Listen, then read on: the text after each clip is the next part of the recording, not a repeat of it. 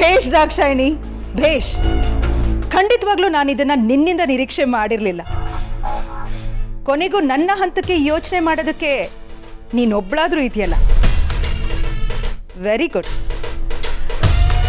ಹೌದು ದಾಕ್ಷಾಯಿಣಿ, ನೀನು ಅಂದುಕೊಂಡಿದ್ದು 100ಕ್ಕೆ 100ರಷ್ಟು ನಿಜ.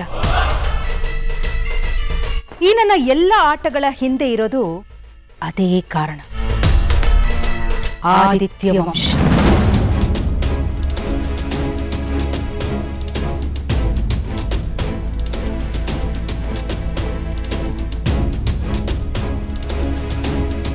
ಏನೇ, ಏನ್ ಹಾಗೆ ನುಂಗೋ ತರ ನೋಡ್ತಾ ಇದ್ಯಾ?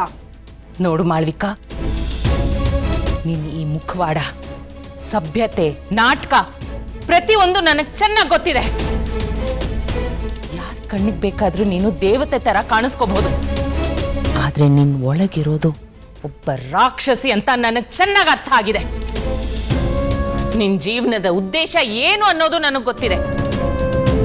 ನೀನ್ ಈ ಮನೆ ಕಾಲಿಟ್ಟ ದಿನದಿಂದ ಇವತ್ತಿನವರೆಗೂ ನಿನ್ ಹುನ್ನಾರದ ಹಿಂದೆ ಇರೋದು ಒಂದೇ ಒಂದು ಗುರಿ, ಅದೇ ಆದಿತ್ಯ ವಂಶದ ಪರಂಪರೆಗೆ ಸೇರ್ಕೋಬೇಕು ಅನ್ನೋ ನಿನ್ನ ಈ ಅತಿಯಾದ ದುರಾಸೆ.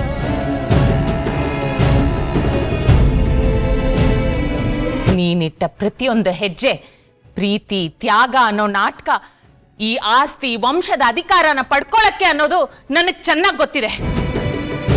ನೀನ್ ಮಾಡ್ತಿರೋ ಈ ಕಪಟ ತ್ಯಾಗದ ಹಿಂದೆ ಎಂತ ಕರಾಳ ಆಸೆ ಇದೆ ಅಂತ ನೆನ್ಸ್ಕೊಂಡ್ರೆ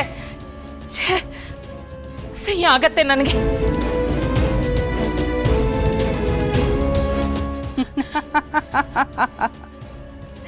ಮೆಚ್ಚಿದೆ ಕಣೆ ದಾಕ್ಷಾಯಿಣಿ ನಿನ್ನ. ವಾರೇ ವಾ, ಬರೀ ದಡ್ರೆ ತುಂಬಿರೋ ಈ ನಿನ್ನ ಕುಟುಂಬದಲ್ಲಿ ನನ್ನನ್ನು ಇಷ್ಟು ಚೆನ್ನಾಗಿ ಅರ್ಥ ಮಾಡ್ಕೊಂಡಿರೋ ಬುದ್ಧಿವಂತೆ ಅಂದ್ರೆ ನೀನೊಬ್ಳೆ ನೋಡು. ಫೈನಲಿ ನಿನಗಾದ್ರೂ ನನ್ನ ಬಗ್ಗೆ ಇಷ್ಟೆಲ್ಲ ಗೊತ್ತಾಗಿದೆಯಲ್ಲ, ನನಗದೇ ಖುಷಿ. ಆದ್ರೆ ಏನ್ ಗೊತ್ತಾ ದಾಕ್ಷಾಯಿಣಿ, ನೀನ್ ಅಂದುಕೊಂಡ ಹಾಗೆ ಆಫ್ಟರ್ ಆಲ್ ಈ ಆಸ್ತಿ ಪಾಸ್ತಿಗಾಗ್ಲಿ ಅಥವಾ ಅಧಿಕಾರದ ಆಸೆಗಾಗ್ಲಿ ನಾನಿಲ್ಲಿ ಸೇರ್ಕೊಂಡಿಲ್ಲ. ಈ ಆದಿತ್ಯ ವಂಶದ ಶಕ್ತಿ ನನಗ್ ಬೇಕು. ಈ ಶಕ್ತಿ ಸಂಪೂರ್ಣವಾಗಿ ನನ್ನ ವಶ ಆಗಬೇಕು.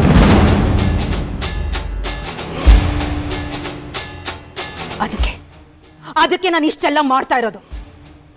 ಈ ಶಕ್ತಿಯ ಹಿಂದೆ ಬಿದ್ದಿರೋದು ನಾನು ಒಬ್ಳೆ ಅಲ್ಲ ದಾಕ್ಷಾಯಿಣಿ. ಈ ಪ್ರಪಂಚದಲ್ಲಿರೋ ಎಷ್ಟೋ ಶಕ್ತಿಶಾಲಿ ವ್ಯಕ್ತಿಗಳು, ಎಷ್ಟೋ ದೊಡ್ಡ ದೊಡ್ಡ ದುಷ್ಟ ಶಕ್ತಿಗಳು ಈ ಆದಿತ್ಯ ವಂಶದ ಪರಂಪರೆಗಾಗಿ ಕಣ್ಣಿಟ್ಟು ಕಾಯ್ತಾ ಇವೆ.